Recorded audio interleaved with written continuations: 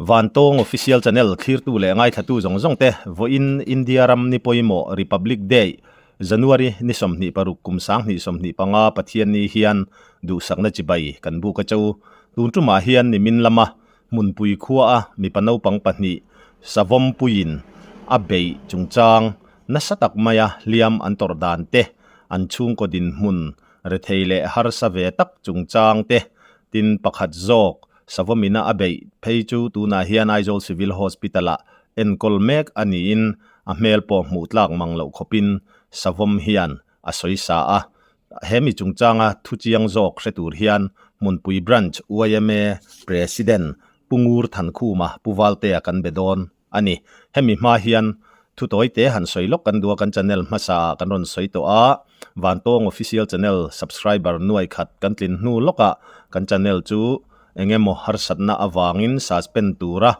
vauna munpui lama tangin kandonga warning kandonga hemi hi kan thian thate min puina le min ko hmuna angin appeal ngen nate kan han siama tichuan kan channel min warning na chu lipin tuna hian pa ngai takin kan kal le thei to a keima ani min lo tong try pui tu te kan channel min du sak tu te in oka comments lama te kan lo hmu a toite in kan han soiloka lom thu thinlung takin kan ron soi ani nimin lama munpui khuwa no pang pahni savam se chungchanga hian thu chiang zo ka hreturin a hmuna kal le a tulang anga buai pui tu tuna hian munpui branch UIMA president pungur thankhuma puwalte a kan bedon ani kapu chi baile chi baile in veng lam van duai na to savomina no pang pahni lai mai a se kha a video tele a thu ate po kha viral na sa khalai khan chinchang chip chiar zokin nge thil thlen dan le tu te nge an ni ati angchi te vo in ni thlenga an din mun tun thlenga an din mun kha khonga in min thil theyem kan thiat sin ang te to kan in sil thei to ranga yang ti khan tu te nge an ni a ti atang khan le engen ti atang khan han chan la tu lang angin rem ani le atu le ni le i thu soikar la ka te kan lo pot chat chenga mo nimina hian nu pahni le pa pakhat le no pang pahni hi chome zong in an kalta mun pui rama tui pol lui kan ti mai chu miram tim mok jaw la man kalamo chu nimin chhun dar som pa ni borvel khan yang kha khan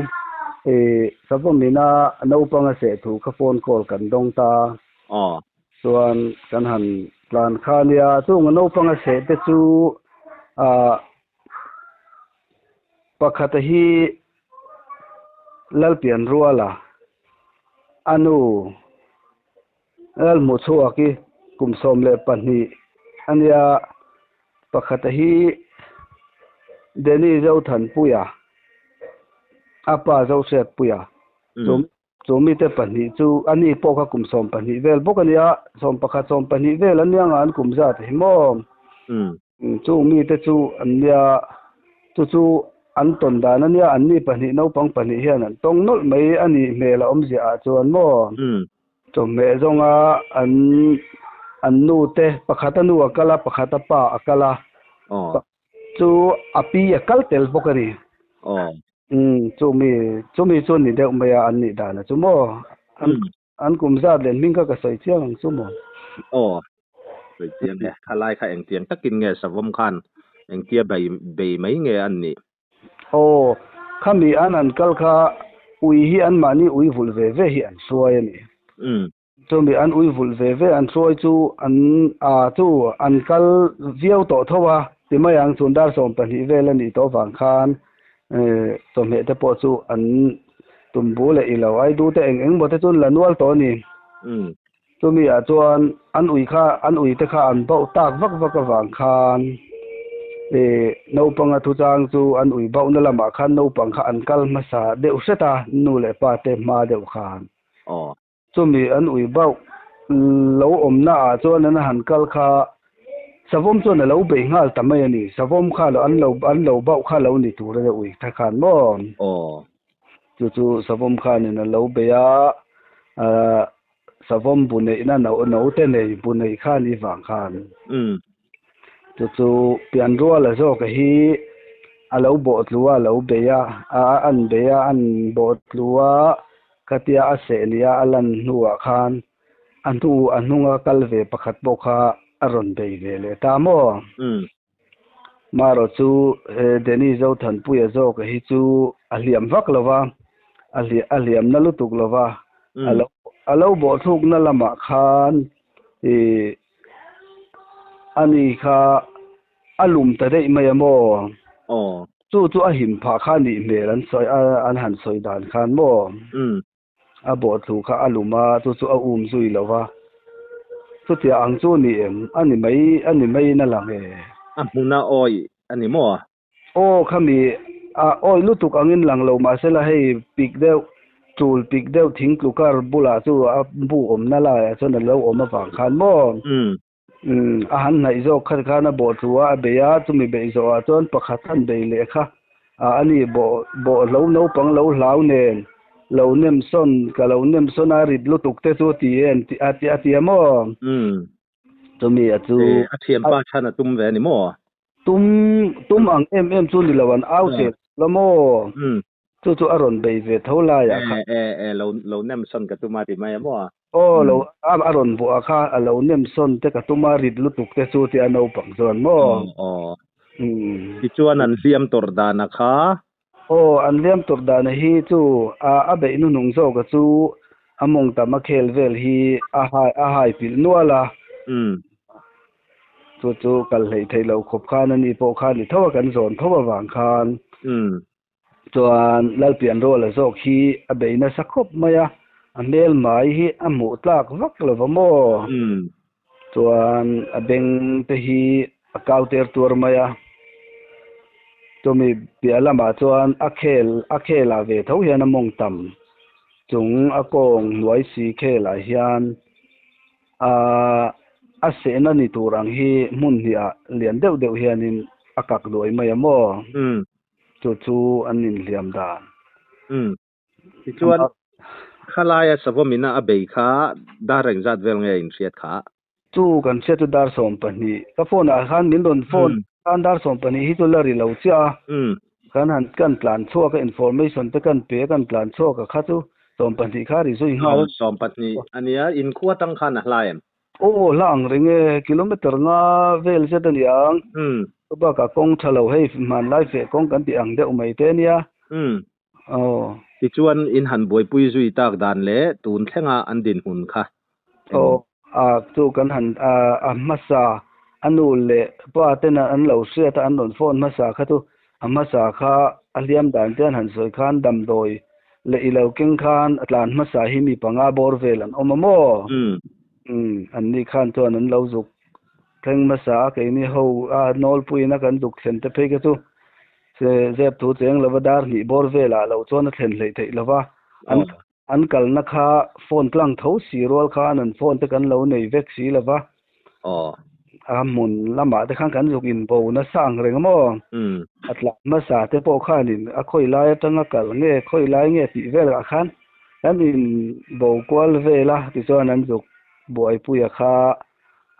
an zuk boi puya thleng masa te na an zuk boi puya phei khan chuan an lo chu an pi ber chuan in lo poma lo meng lei thei lova maro chu hei no pang tu cha an tur kha chelang reng mo na bang vak po khanin an om du lova an sel khop mai ya tan an zuk boi pui gan han ti zung zung kha ateng ma sa ho zelan kan in ko zela khan ngen zon chuak chho kan on zon chho ta kong mu mal lo om lo nen khan kar nen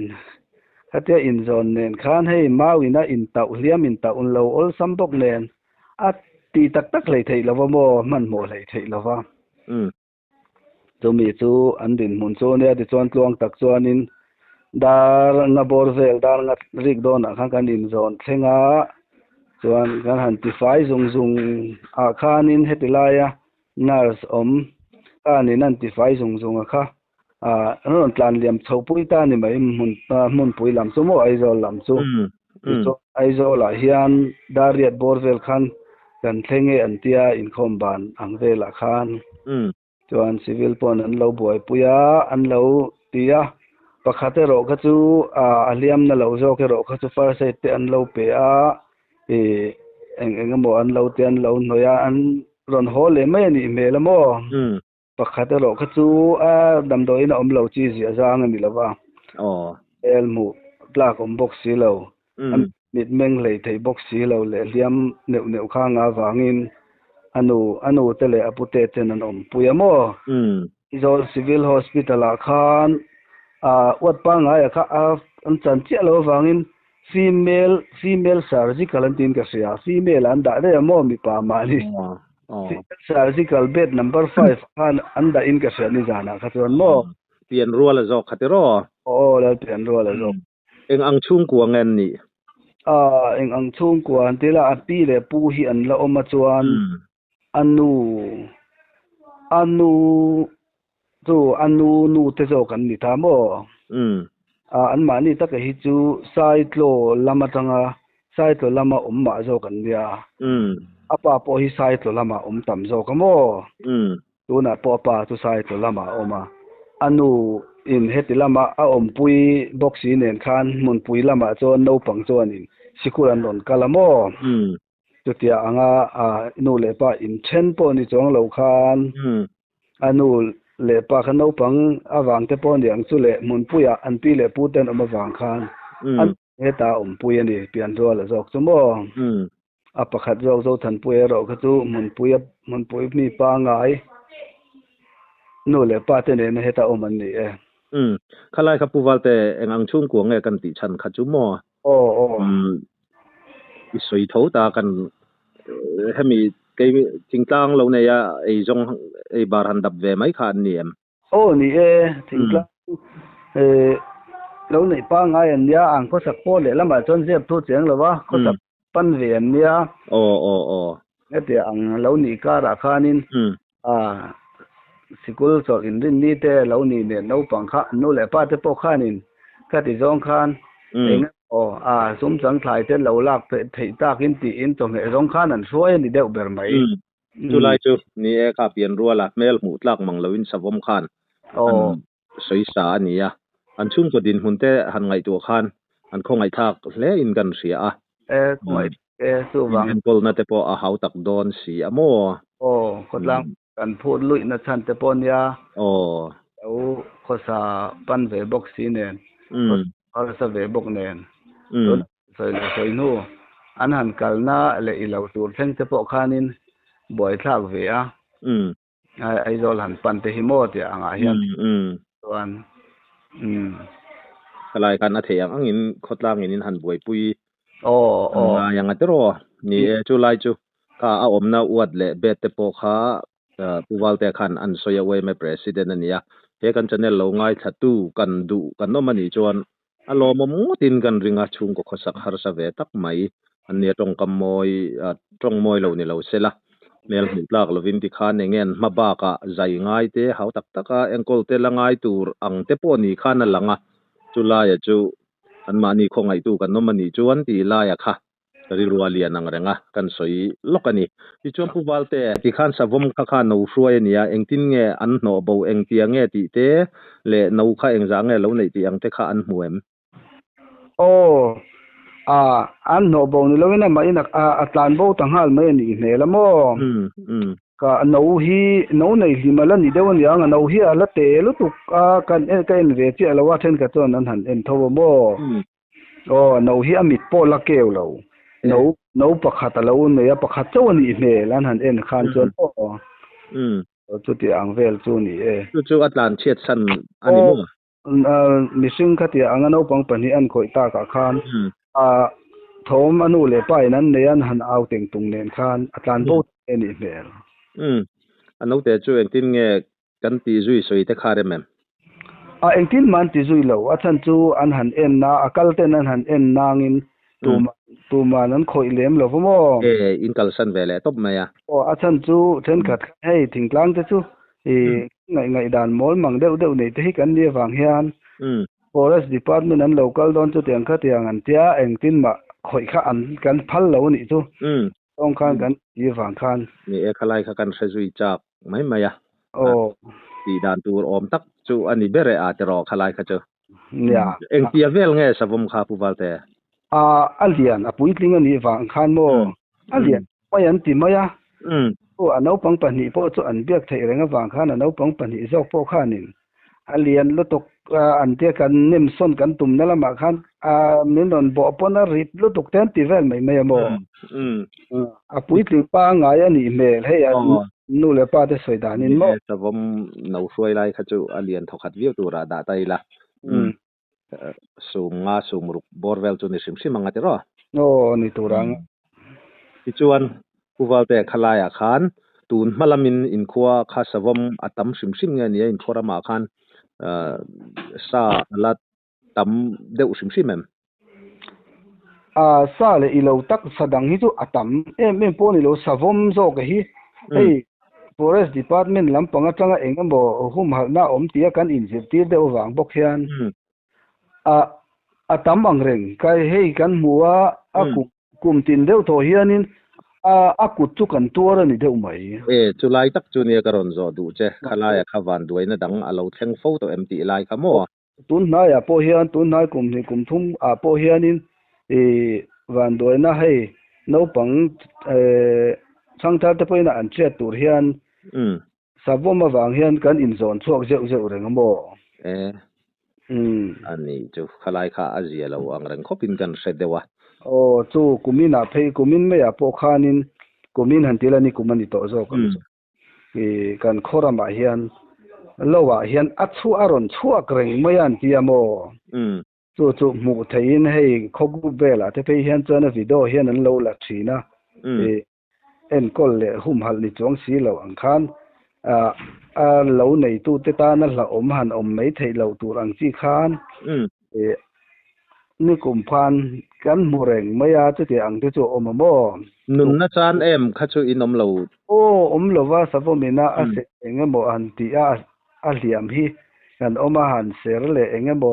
savom liam ani ti se tur ang chi hi kan actual po to mai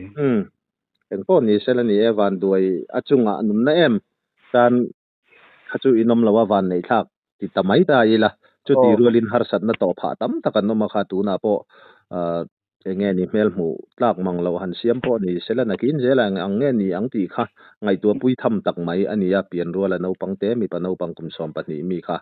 alaina tum tak mewin ka sia forest department lampoin tanan lak deuh a thawm mange ti kha karil ruwa a oma hian ni ramsa kan hum hala chu ti rualin mi singta na poi a to na hi chuan pasal tha te po anin ready deuh angai am ti te thlengin karil ruwa chuan a omani in kho pasal tha ho mo oi renga